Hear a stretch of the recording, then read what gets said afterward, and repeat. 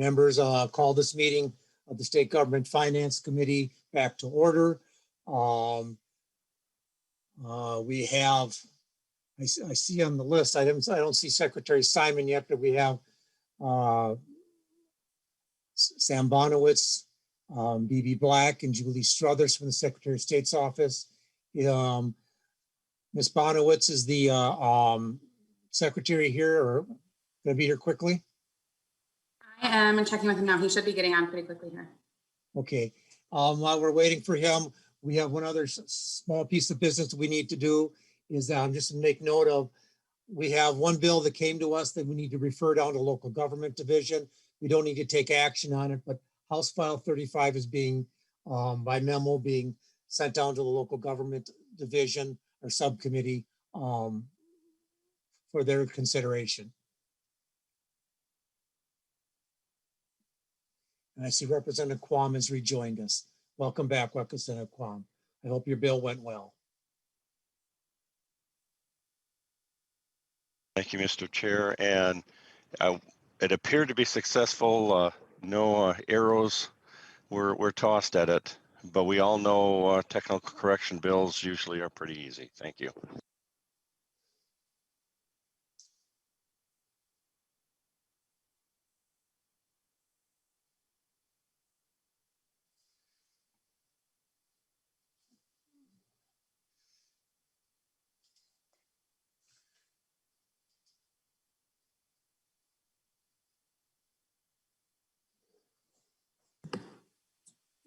Chair Nelson, this is Sam Bonowitz. Secretary Simon will be signing on right now. Okay.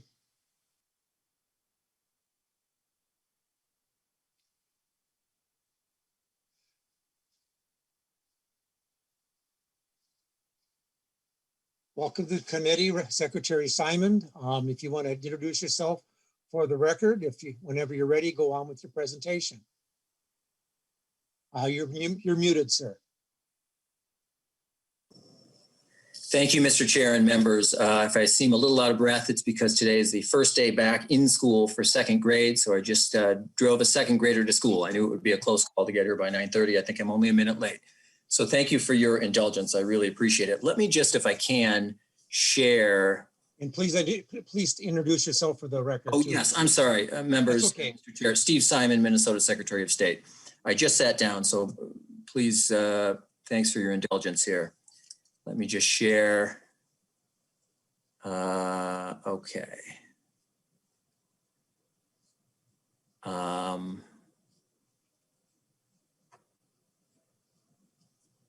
Hold on. Here we go. Okay, can everyone see that? Yep. Okay, thank you, Mr. Chair and members. I really appreciate your time and attention. It's an honor to be with you today, as it is always. I note that this committee, maybe others have noted it before me, has an expanded footprint, expanded jurisdiction. So it's got more stuff to do, more stuff in it, yet fewer members than it did in prior sessions. So I appreciate that. I appreciate the workload that all of you are experiencing with this and your other committee assignments. So thank you for that. It'll be an interesting ride. I served on this committee during, I think, almost all, perhaps all of my 10 years in the legislature. So I know what you've got before you, and I think it's an exciting overview of state government that you have before you. Just before I go on to the particulars, members, I wanted to note, as I try always to do, this is not a one-off. I'm not just here to appear before you and then sort of disappear into the wind. If you ever, as individuals, have anything you want to know about from me, from our staff, Sam Bonowitz, our Director of Government Affairs, is on this call or at this meeting. She's available to you all the time. I'm available to you. So please reach out if you want a personal or private or separate briefing, or you have a question, or you want some stats or anything like that. This is not a one and done. I hope you know that. This is for the benefit of all of you and for the benefit of the public as well. Secretary Simon, I just want to say one thing. Yep. We have, as we've been informed, that we have to be out on time in our committees because of the technical piece of it. So if we can get this done quickly, and we got already got 3 people with their hands up. Will do, will do. So the one thing I always start with as well, members, is to always make clear that we are a small profit center for the state. Unlike most of the agencies or organizations that will be before you, we make money for the state. We make a lot more than we cost, as I'll detail a little bit later. So the first slide, I wanted to just talk about first slide is an overview of how we divide up the office. Most people, when they think of the office, as you can imagine, think of us as the elections people. And I understand that. That's what gets the most attention, the most interest, the most scrutiny, especially during election time. But as you can see, a large majority of our office is not in elections. Most of what we do is in the business services section of our office, a large percentage. And they really take up the bulk of our work. It's not noted in the slide, but I'm sure it might be a question of yours. What about FTEs? The FTE count right now is 96. We've got 96 FTEs in the office. That is down from a high of 112 in the year 2004, and a more recent near high of 111 in 2011. So we're down. And some of you may remember from 2 years ago, I said this and it remains true. Our Chief of Staff, Julie Strother, did a deep dive a little bit ago into our budgets historically over the last almost 30 years into the early 90s. And she came up with a phrase that I think describes our growth and size over time. She said it was aggressively flat. And I think that's right. We are not an example where we're growing by leaps and bounds and we're doing all this new stuff and we're out of control growth. That's not us. Historically, regardless of who's secretary, it's been pretty steady and pretty stable in terms of FTEs and footprint. Next slide. Let's talk about business services, because that is really the biggest part of the office. We like to describe ourselves as the welcome mat of the office because, as many of you know from personal experience, the very first thing you'll often do when you start a business is not get a tax ID number, not get a license or permit, not get insurance. It's file the entity. What are you? Are you ABC Inc. or XYZ company or whatever? You've got to do that first before you can get any of those other things. So that's why I say we're the welcome mat. We improve and file articles of incorporations, business name filings, amendments for all businesses and nonprofits at the state, several 100,000, as you'll see in a moment. Pardon me, folks. Okay, so, okay.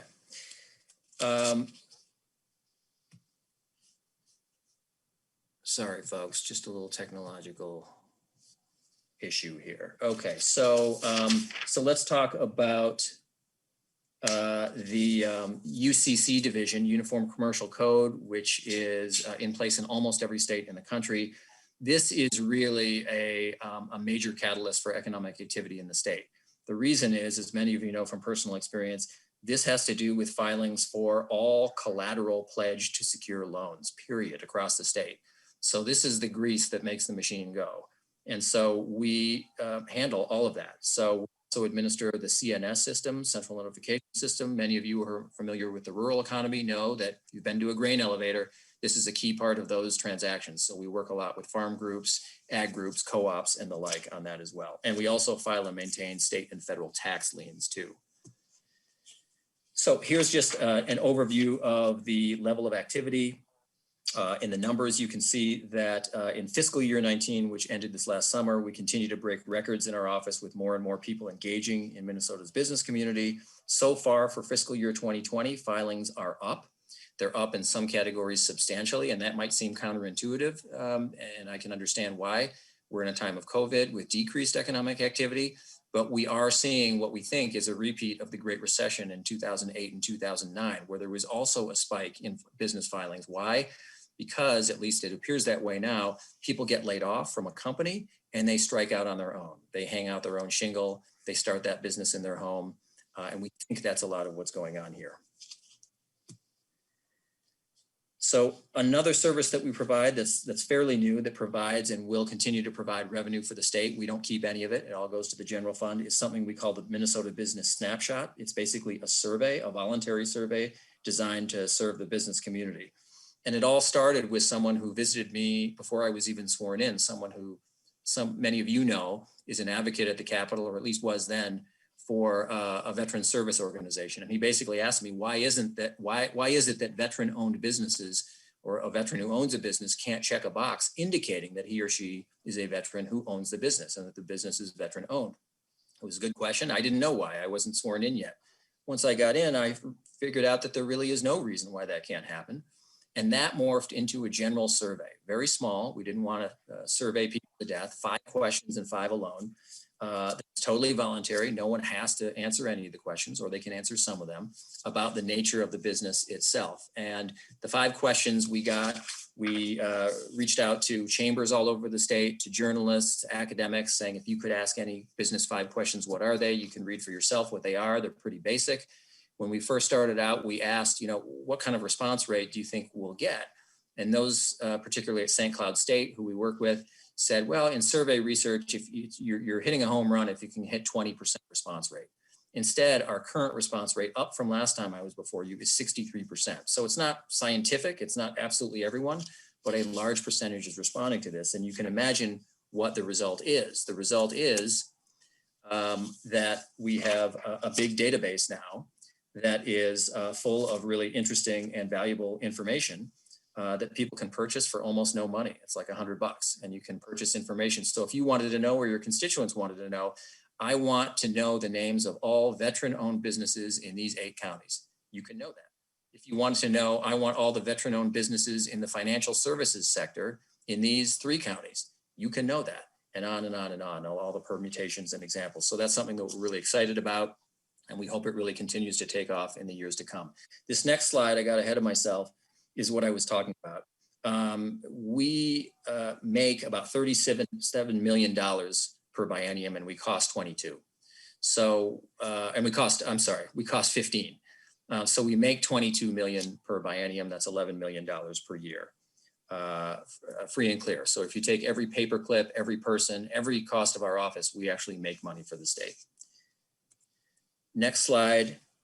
Let's just talk a little bit about elections. That's, of course, what most people think about when they think about our office. And as I said before, we understand why that's true. The office works with counties, cities, and townships in the administration of elections, providing support and training to local elections administrators statewide on the approximately 3,500 elections held year-round. And that's a point I want to emphasize.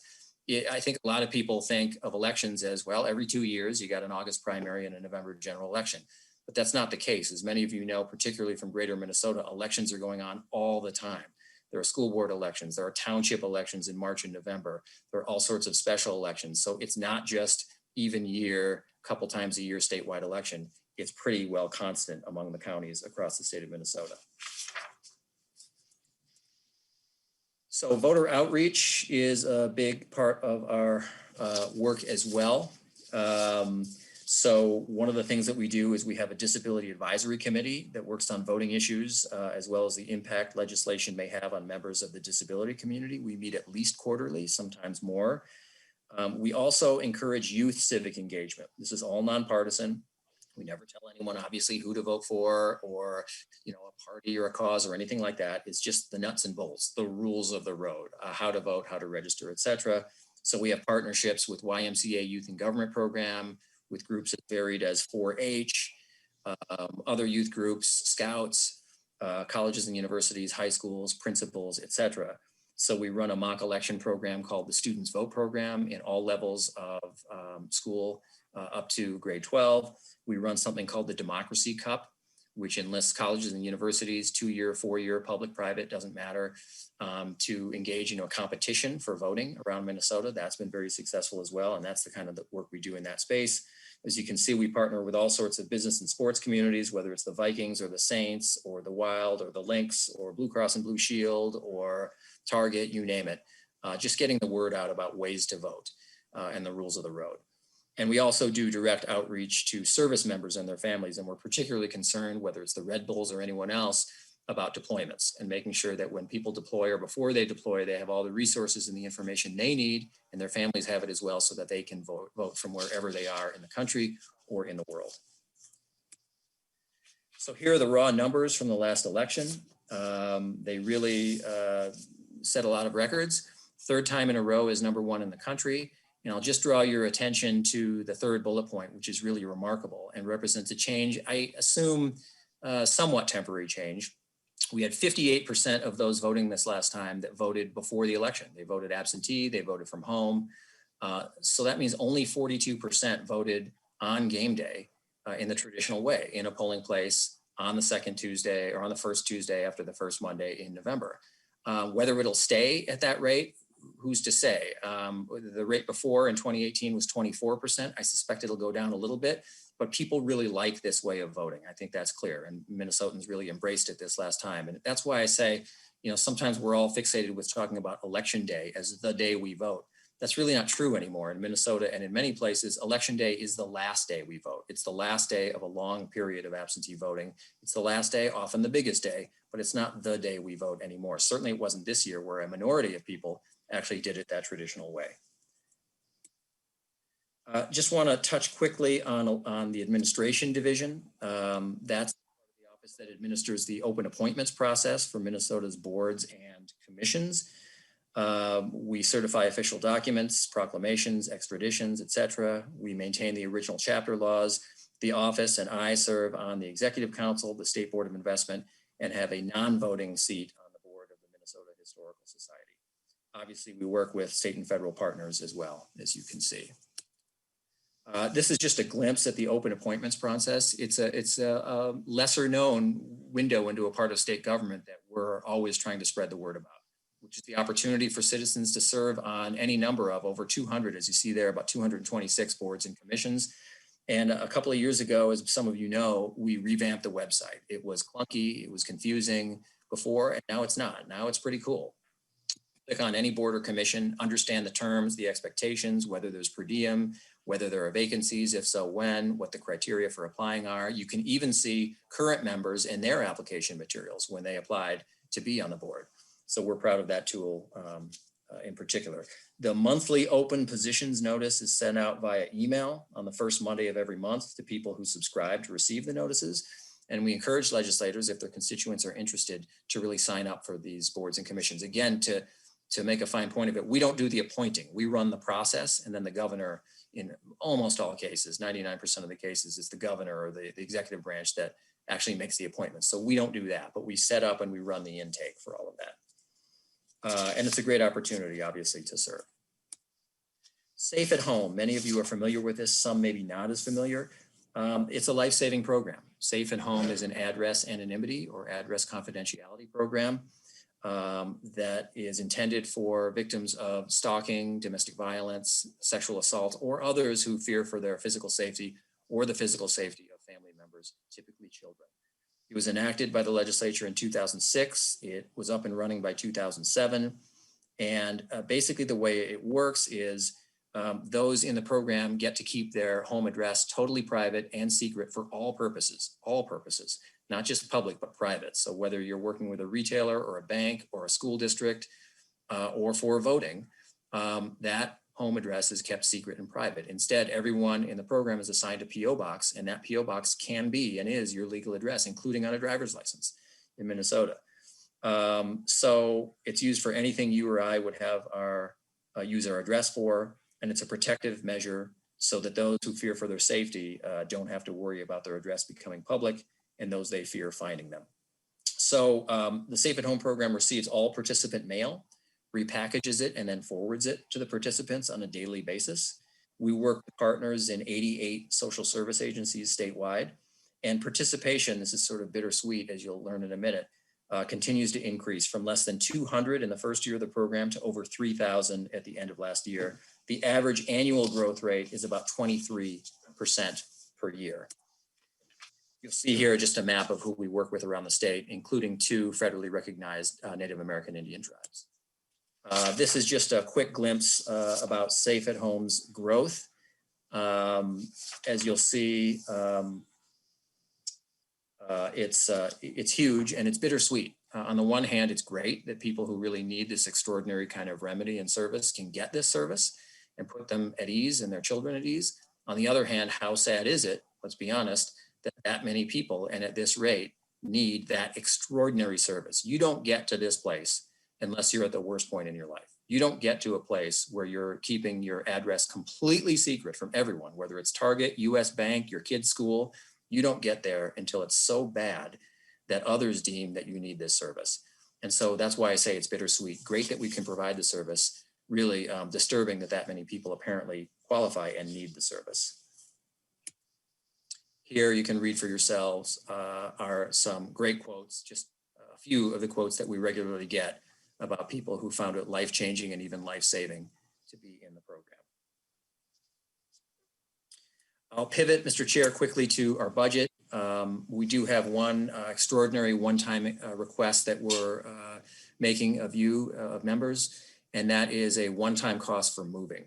Since 2001, we have been in the Minnesota Retirement System building on Empire Drive, about 8 blocks from the state office building. That's where our business services department is and our infrastructure, IT infrastructure division. But we lost our lease. And that's because the Minnesota State Retirement System is the landlord. They own the building. They built the building in about 2000, 2001, and they inhabit the building and they need the space for themselves. So it's not like we did anything wrong or they found a better tenant. They are the tenant. They're growing and they are expanding into the space that we now occupy. That means we're left to look for space. What you're seeing here, the $500,000, is a best estimate for now based on the Department of Administration. They're the ones who are finding us our new space. We don't have the new space yet. We're supposed to be out by June 30th, although they've given us a grace period of maybe a few months, maybe towards the fall. So I suspect that as the session goes on, probably in the next few weeks, we'll have an actual space and we'll have more granular, more specific numbers for you. This is an estimate right now based on the cost of moving other state agencies and some moving costs that we've had in the past. The next budget item that we have, which is a change item, is, as you can see, the Safe at Home program, as I mentioned, as you saw, continues to grow and grow very quickly. So do the everyday costs like postage, little things like postage, they really, really add up. So as the program grows, there becomes more and more of a need to educate those who may interact with participants. Think about law enforcement, schools, application assistance, et cetera. So we'd like to invest in the program and in the safety of these Minnesotans, and investing an additional $220,000 for the Safe at Home program would do that. So it's not just postage, but it's the supplies, it's training. They're really swamped over there and they're really stressed and they're working really hard to do a great service, but they need assistance. Finally, we have a change item having to do with what I mentioned earlier. There's a huge need and a huge demand for services that in the voting education sphere that educate and reach out to young people, not just students, by the way. It's 18 to 24, but more broadly, 18 to 30, really. People are coming to us wanting resources, wanting information, and sometimes it's hard to keep, not sometimes, it's routinely hard to keep up with that demand. So this is a final item there as well. I would just stand for questions at this point. Conclude by saying, Mr. Chair, as I always do, we make money for the state. Again, we cost 15 million, we make 37, so we make 22 per biennium. We make a good bit more than we cost. It's not that we make just a little more, we make a lot more. So the fees that we charge, the fees that are set, those are things that go right to the general fund. We don't keep any of that money. And so most of what we do, I would say, the vast majority is required by statute. These aren't sort of freelance things, they're required. And so I'm happy to answer any questions you have about the budget or about the office in general. Thank you for your time and attention. Thank you, Secretary Simon. And members, we have 7 minutes left here to ask questions, and I'm getting a big list here.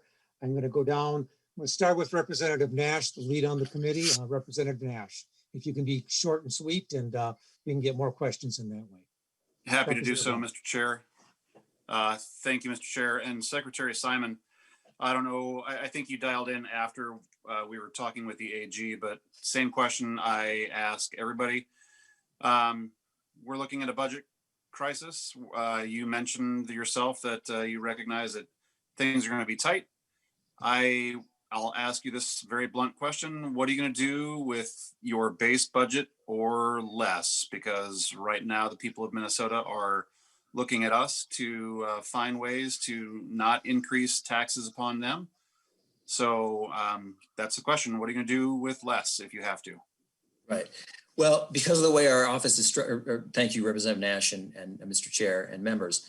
Because of the way our office is structured, the cuts will not be to stuff, it'll be to people. So any cut would mean things. It would mean layoffs, but it's beyond just layoffs, it's service. So in the past, when we have had to sustain cuts as an office, it's the business community and businesses, that tend to be most directly affected. Long lag times and wait times, and that in effect has a secondary effect on the fees that we collect, less of them. So cutting us is a way, and in the past this has been provably true, that reduces other amounts that come into the state because we can't generate that extra, that $22 million extra at the same pace. And so it ends up not being 22, it would be something less than 22. So in the end, just historically, based on what's happened historically, if there were a base budget cut, it would mean people, and then that people cut would translate into lagging service times, particularly for the business services. So that would be the probable outcome.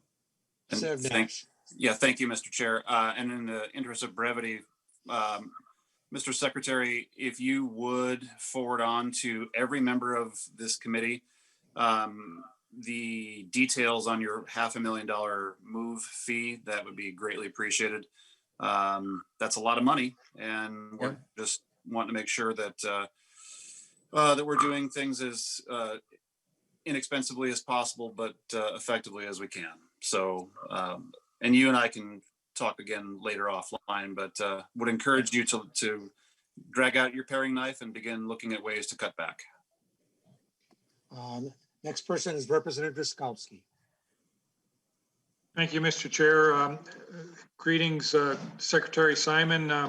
I appreciate your discussion today, and I even appreciated more the years we spent together in the legislature. And speaking of that, the legislature makes the laws in this state, and I'm deeply concerned about the way this last election was conducted, and that we ended up with some of the election rules being changed in ways that didn't comport with our state laws. Again, the legislature writes the laws to guide the elections, and we had a national activist group called Democracy Docket that went not only to Minnesota, but a variety of states, along with other activist organizations, including the League of Minnesota of Women's Voters in Minnesota, who came to our state, sued us, and then you and the Attorney General were in the position of needing to defend our laws from that lawsuit. And I didn't see a lot of fight in that, Mr. Secretary. But my question is, how do we move on to make certain that we have the laws that the legislature put into place followed in every election in the future? Because we have to do that in order to restore the trust in elections in this state. Secretary Simon. Thank you, Mr. Chair and Representative Drazkowski. Yes. Well, let me just say this. I want to get to your actual question, which is a constructive one. We're going to have to agree to disagree on the premise of your question. We can hash that out offline. My duty in a litigation context is to follow the law, period, regardless of my policy preferences, regardless of what policy or ultimate outcome I'd like to see, to follow the law. And as you know, and as every member of the committee knows, the law consists of several things. It's a mix of state statute, federal statute, state constitution, U.S. Constitution. And as one that meets the principles outlined in all four sources. So we had to make some judgment calls. Some of them are very tough judgment calls. I stand by those calls. But to your point, Representative Drazkowski, I think one thing that I think certainly I could do and our office could do, and I will do, is to be clear going forward with all of you and all legislators about the litigation landscape, meaning keeping you informed, just in general terms, that you don't have to see every pleading and every motion filed with the court, but keeping you abreast of what the lawsuits are out there. And by the way, Representative Drazkowski, we get sued by all sides. I mean, left, right. Right now, we're battling the Minnesota DFL party in court. We're fighting them in a lawsuit. So we get sued by all sides. And that's okay. That's the way the system's supposed to work. If someone thinks the law ought to change or it's not being administered correctly, that's what you do. You go to court. And then a judge will hash that out. But going forward, our office can keep legislators abreast just generally of, okay, how many lawsuits are in the hopper? At one time, we had 27 active lawsuits at the same time, 27 from all sides of the political spectrum. Left groups, right groups, you name it. And we have fewer right now. We still have a lot in the hopper. So going forward, my commitment is to give the legislature a good general understanding, subject to always you, Representative Drazkowski, you can always call me or call Sam Bonowitz from our office and get more information. Hey, here's a lawsuit going on. Here's what happens if the lawsuit goes sideways. Here's what happens if the plaintiffs. And Secretary Simon, I have to break in here because it's Yeah. 10 o'clock and Okay, we have a hard stop time at 10 o'clock because of our IT staff. We have to get ready for the next meeting coming up. And I'm sorry for the members that didn't It's get okay. their questions asked. If you have questions, you can forward them to the Secretary of State's office. You can forward them to myself or my legislative assistant or the committee assistant. And we can get them to the Secretary's office and get some answers for you. And with or that, Sam Bonowitz from our office too, Mr. Chair. Thank you. yeah, and Sam Bonham was correct. Members, with that, we are adjourned.